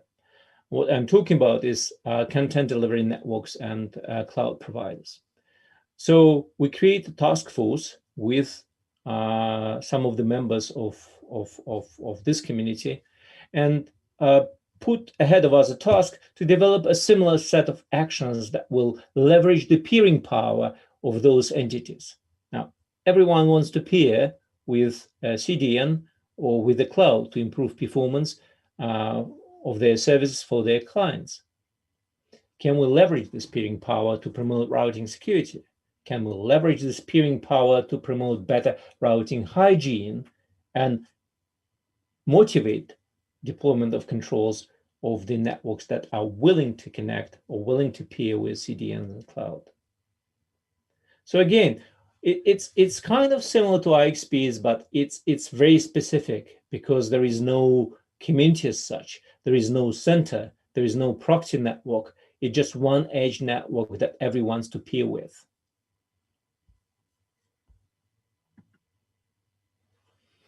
You see the action set grows as we go, is from program to program. Now we ended up with 6 actions. 5 of them are mandatory. And again, you see a lot of similarities, but you can also notice some of the specifics that reflect on the power and sort of, the attractiveness of CDN and cloud providers in a way they can promote routing security. So action 1, and what is important is not the title, but what is written in black, is that what this action requires, that they do not only ensure correctness of their own announcements as an edge network, but they also ensure that networks they peer with, they do not accept incorrect announcements. So they enforce a filtering policy that in its turn enforce or motivates their peers to keep their announcements in order, not to emit incorrect routing announcements, or at least register those announcements in those routing repositories if they're valid. So CDNs and clouds can validate. And again, you see source IP spoofing, you can see an action on communication, you can see an action to facilitate validation of routing information on global scale, and CDNs and cloud providers actually can do a lot in motivating that action for is implement not only by them, but also by their peers. And then action 5, encourage Manus adoption. And that takes in different forms. For instance, it's not prescriptive, but we discuss different ways of doing this, and that can come with a peering template. It can be Manus can be mentioned by in the peering portal that some of the CDNs are using to establish those peerings, and some other ways. Now, I mentioned this, and I realized I forgot to mention that Manus in general, those actions are focusing on the outcomes. They do not prescribe a particular way of achieving this outcome. For this, we have those best practices and tools, but it focuses on what we want to achieve. And this is, so in a way, you can see Manus as technology neutral platform. Even if we mention IR and RPKI, we're not entering into this debate what is best and what is secondary. We're saying, or either you register there or you register there following your operational practices. Now I started talking about increasing adoption of Manus, and let me show you some graphs. So that's where we started with 9 operators. Now we're almost 500 network operators, almost 60 internet exchange points, and we just started, and we are 12 strong CDN and cloud providers. So you can see there was quite a slow start. We spent some time building awareness, but when more and more networks became aware of Manus, I think you can see this nice curve going up to the right that gives us hope that we can actually bridge this gap. And well, we probably don't need to get all 70,000 networks to Manus. As you probably know, about 84% of all networks on the internet are edge networks. They're just edge single-homed networks, not single-home, but edge networks that do not have any customers besides themselves. So routing decisions are made by the 16% of all networks on the internet, and these networks we are trying to attract.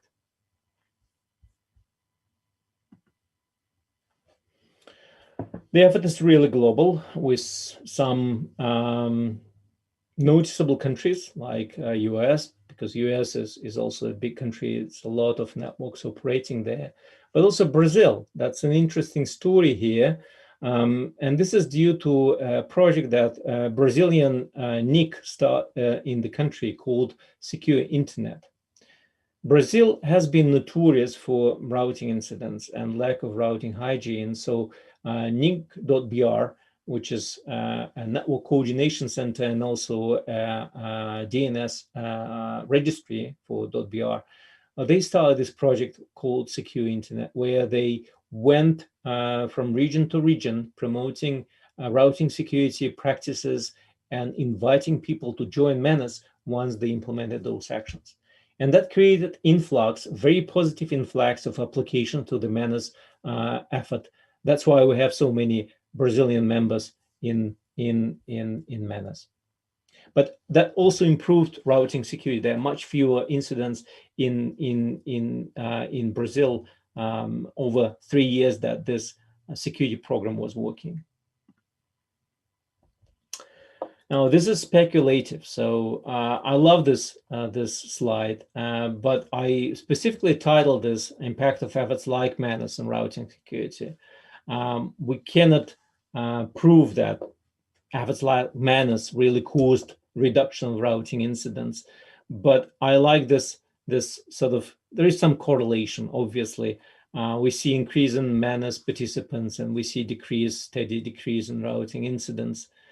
But what I can say for sure that, and again, I don't manage to take all the credits for this, but in the past 3 to 4 years, there was a significant increased awareness about routing security and routing incidents. So I think that led obviously to more sort of awareness and conscious approach by network operators, more careful operation, deployment of those routing security controls. And we hope that Manus contributed to this very positive trend as well. Now let me pause here because I finished talking about the effort, and I would like to show you some tools that we're using in making the effort more transparent, but also to help operators to clean up their yard and bring their network up to scratch. But let me pause here and see if there are any questions in the chat.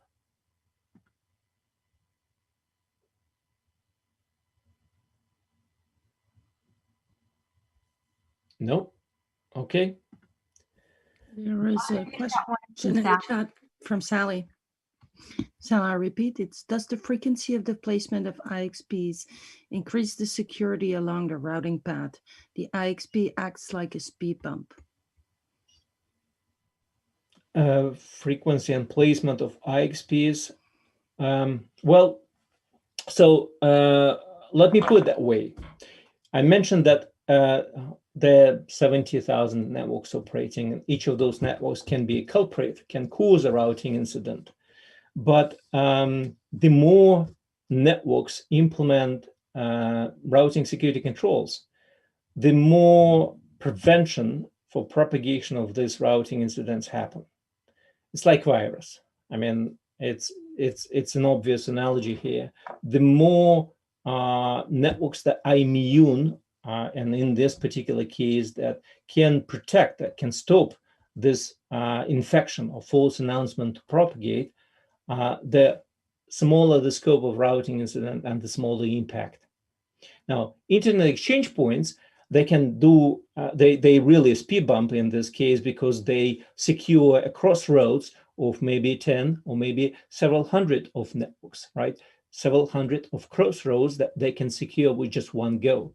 So I guess to answer your question, I would say, yes, the more IXPs implement those measures, the more secure environment we get, because the more protection we get, the less propagation we see, and therefore the less impact on those routing incidents.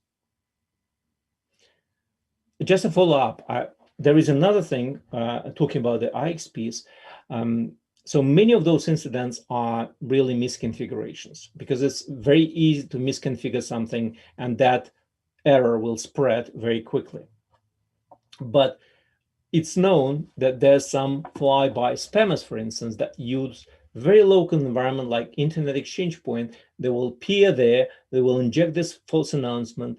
This false announcement will not be seen globally because that's the way the internet exchange point operates, but at the same time will damage the members of the internet exchange. So for instance, they would hijack IP address space, which is not blacklisted yet, will spam from this address space. This address space becomes toxic and they disappear, but they've done their job and they damaged a big deal of members of an internet exchange point. Now, for internet exchange point, of course, there's an extra incentive to implement managed measures because that will prevent such incidents from happening.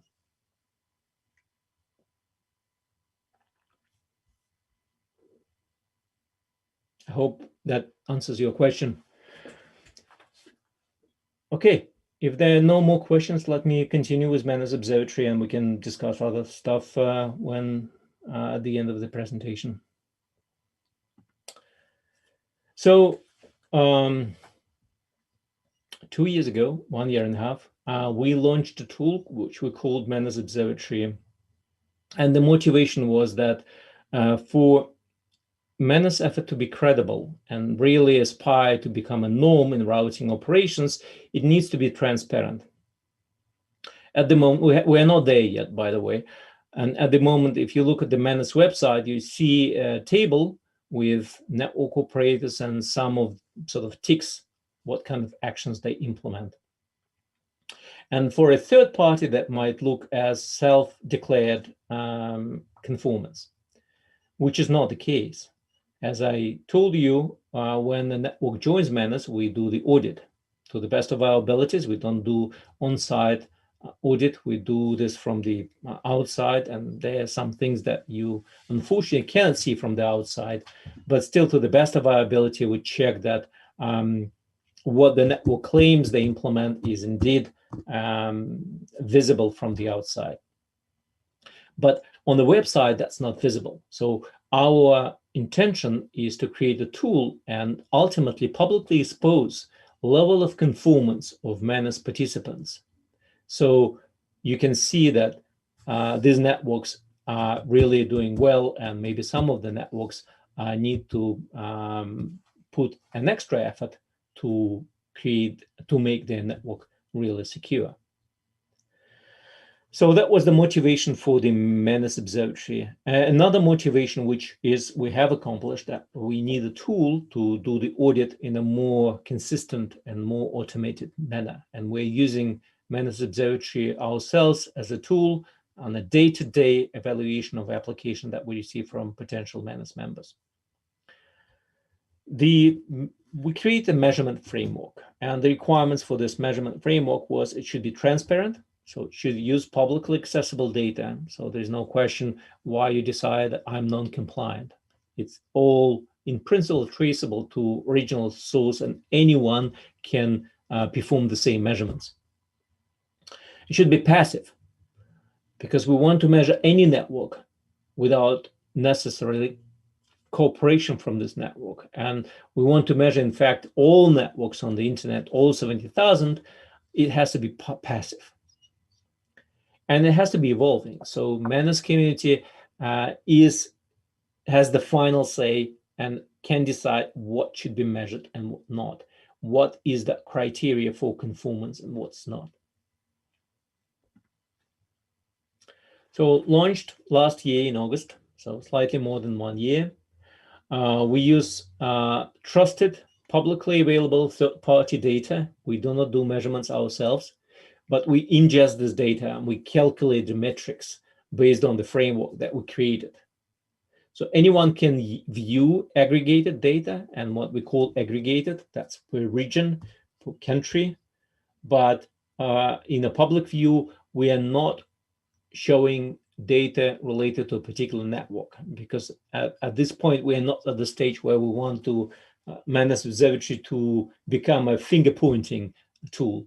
We want this to become a tool that supports our participants and helps them to improve.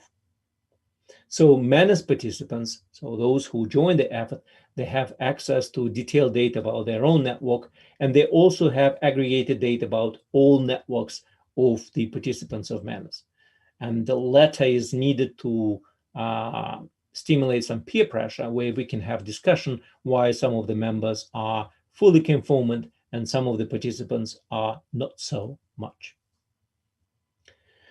Now, as with any data, probably, there's some caveats, of course. There's some false positives. As I said, sometimes it's difficult to distinguish between legitimate change in routing and an incident, to say nothing about attack. And also, lack of security controls is not always visible.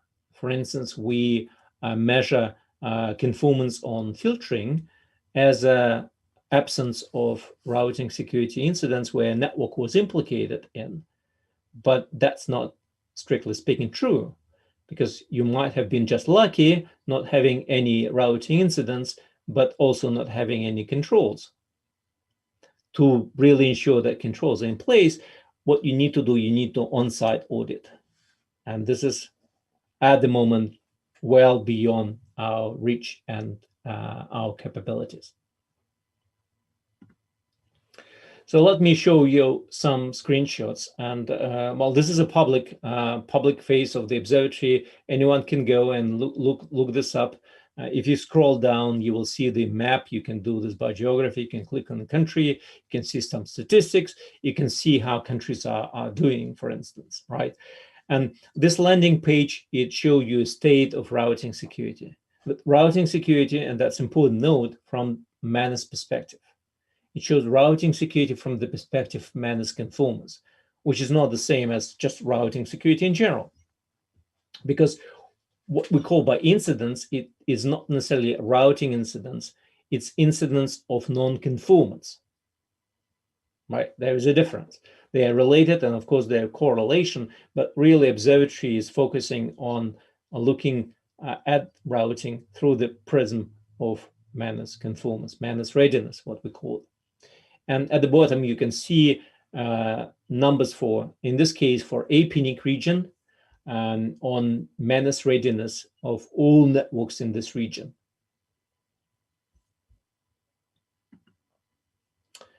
One can look at historical data. Well, in this particular case, there is a historical data for a particular network. So this data is only available for this network operator who operates this network, but that gives an operator an important insight how the network is evolving. Is security getting better? Is it not? What happened in one of the months, for instance? So that's a useful insight. And this is the table that ultimately would like to publish on a public website as well, which shows the level of Manus readiness for various networks in the internet. I apologize, something got clicked. So you can see not all networks. Now this is a list. Yeah, this is a list of Manus members, and unfortunately, not all of them are 100% Manus ready. And we're working with network operators that are not. But it's also a community effort, right? So we need an agreement what to do with those members that are not pulling their weight, so to say. But this is exactly the table that are intended to stimulate peer pressure and to stimulate networks that are not doing that well to improve. Andre, Bruce has a question in the chat. It's what are the major causes of operators being reluctant to join Manners? It's a good question. So there's various choices, various causes, what we heard at least talking to different Manus operators. Starting from, well, I implement those controls already. I don't see any reason to join Manus. And the message that it's a social act. It's an act of supporting the initiative on strengthening the Manus community. I think it needs some discussion, so it doesn't come naturally to some of the operators. Another thing is for some operators that might be a risk of getting negative publicity, because they joining Manus means commitment, means in a way public declaration of this commitment. So not all network operators are prepared to do this, and therefore in some circumstances being implicated of doing false commitments or doing false public announcements. For some operators, it also means capacity. It means that they are not up to scratch and they need to implement those controls. I mean, looking at how quickly routing incidents spread, it's pretty obvious that a majority of the network operators are still not implementing Manus actions. Because if those controls were in place, those incidents would have much more local scope. But that means, and especially for small networks that just started, for them, getting the operation up and running is very important. That's the highest priority. And unfortunately, as I said, because security is not built in, you can very quickly get network up and running, peer with your neighbors, and get the traffic going without caring, without implementing those security controls. So for them, and I will cover this a bit later, we have a special capacity building program to educate them and to lower the bar for them to be able to join Menace. So there are different causes also relate depending on the size of the network, its maturity level, and so on and so forth.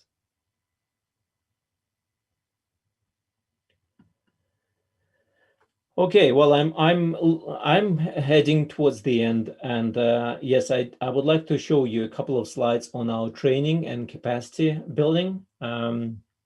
So yes, that's the case where you would like to join, but you're not ready because your network is not up to scratch and you don't have resources and knowledge perhaps to implement those actions, and the actions kind of scare you. Also because the Menace actions, as you read them, they're not implementation guide. As I said before, they focus on the outcomes. They do not prescribe how you implement this. So the first thing we did after we launched the first Menace program for network operators, we went off with the community and developed the Menace implementation guide, where we detailed what needs to be done to make a network Menace conformant or Menace ready. And then we went further and we create online course that walks you through. Basically, it's based on the implementation guide, but in an interactive way, it walks you through how to implement those actions. We also have a online virtual lab that allows people to configure the network as a Menace compliant network. So you have a clean slate network, and the task is please configure this network with those peers and those customers to be fully Menace ready. And we this lab, we continue working with our training partners. So we want to promote this lab as a, for instance, and exam, a test module that some of them can use. Some of them can use this as a sort of test after the BGP security or network security course is complete. They can use this small module. It's a 1 or 2 hours lab that can easily be set up because it's virtual, but can allow also to promote Menace.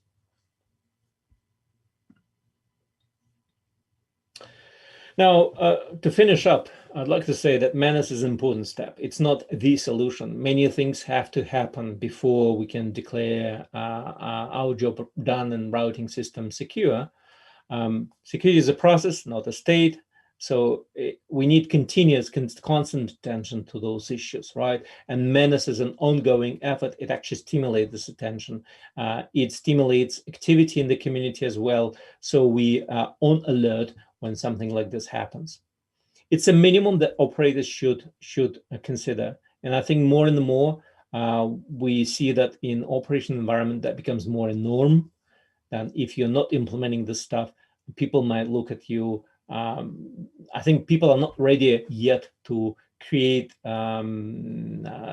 maybe different attitude, like, well, I wouldn't peer with you unless you're a Menace member, or I would have a different peering policy if you're not a Menace member. But I think we're heading towards that, right? For instance, many of the IXPs, they put Menace logo next to their members that are part of the Menace initiative. And some of the IXPs that even allow you to create peerings based on the selection. I would like to peer only with Menace members. So more and more members join the initiative. I think that will become more common. And that will create additional business case also why you would like to join Menace, because you would like to signal your security posture to other members of networking community. Elle est plus très fatiguée. Hein? Elle est plus très fatiguée. Ah, peut-être? Non, elle est comme ça. So yeah, it's not a one-stop solution, right? The system is much more complex, and no one party, not one effort can solve that problem. It really requires what I put in the title, a concerted effort, right? But as we build critical mass, I think we're close to making a real impact, and I hope we're already making impact, in fact. So let me finish up with this, sort of trying to answer that question, why a network should consider joining Menace. Well, first of all, if you implement those controls, you improve your own security posture, right? You reduce number of and impact of routing incidents. For instance, you don't want your customer to become a transit to Google, right? For instance, that will ruin your business, that will create a huge outage, that will give you bad publicity. So that's certainly a clear reason to consider implementing this stuff. Well, as a sort of from a social perspective, I think it's important if you join Menace, you demonstrate that those practices, those best practices or good enough practices are reality, that operators indeed implement those practices. That are not just paperwork, that you meet the expectations of the operators community. As I said, it more and more feels like a norm. So meeting the expectation becomes important, especially if you're not a newcomer.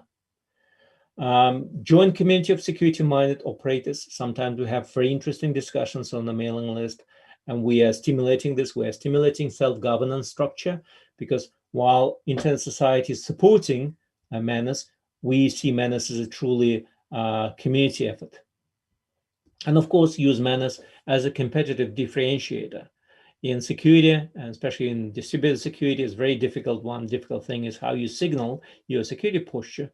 And that's why all the certification schemes are for, so we can consider Menace as a very soft and very low entry certification scheme. But still, as it gets more and more reputation in the networking community, I think the Menace badge becomes more important. So please join us. Joining is very easy. You go to the website, you click on join, and you need to fill out the form. Well, before you do this, ensure that you implement Menace actions, of course, because we'll check. And if you fill the form, please describe how the actions are implemented in as much detail as possible. That really simplifies the process of auditing for us and facilitates the whole process. And very important, please get involved in the community. I think this is our common responsibility. Routing security is a common problem requiring concerted solution, and that's where community is very important. And with this, let me stop at this slide because it contains some of the URLs and social media hashtags. Please use them if you tweet something that is Menace related. Here we are. I'm open for questions. Thank you very much.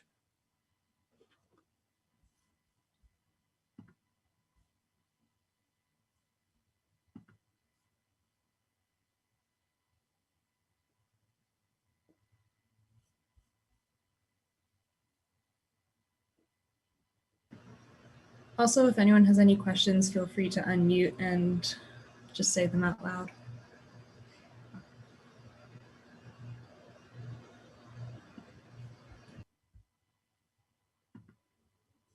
So if you don't have immediate questions, but question comes to you later, you can reach us, the Menace team, at menace@isoc.org.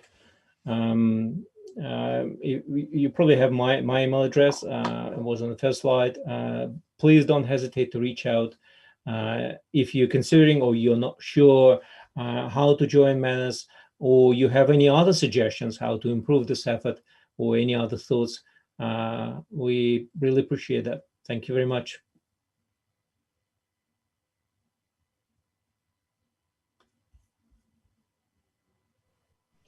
Thank you.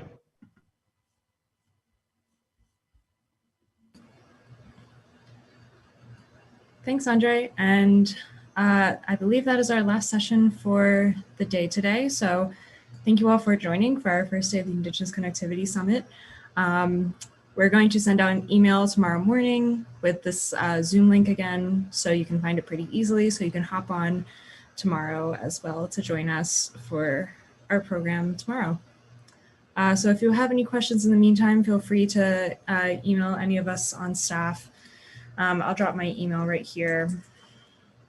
And then you can also reach Katie at jordan@isoc.com or Sarah at young@isoc.com. Or at isoc.org, excuse me. But yeah, feel free to send us any questions and we will see you tomorrow. Katie, do you have any other notes? Nope, I think you hit it. Perfect. All right, well, thank you all for joining. Thanks, Thanks everyone. Take care. Andre. Thank you.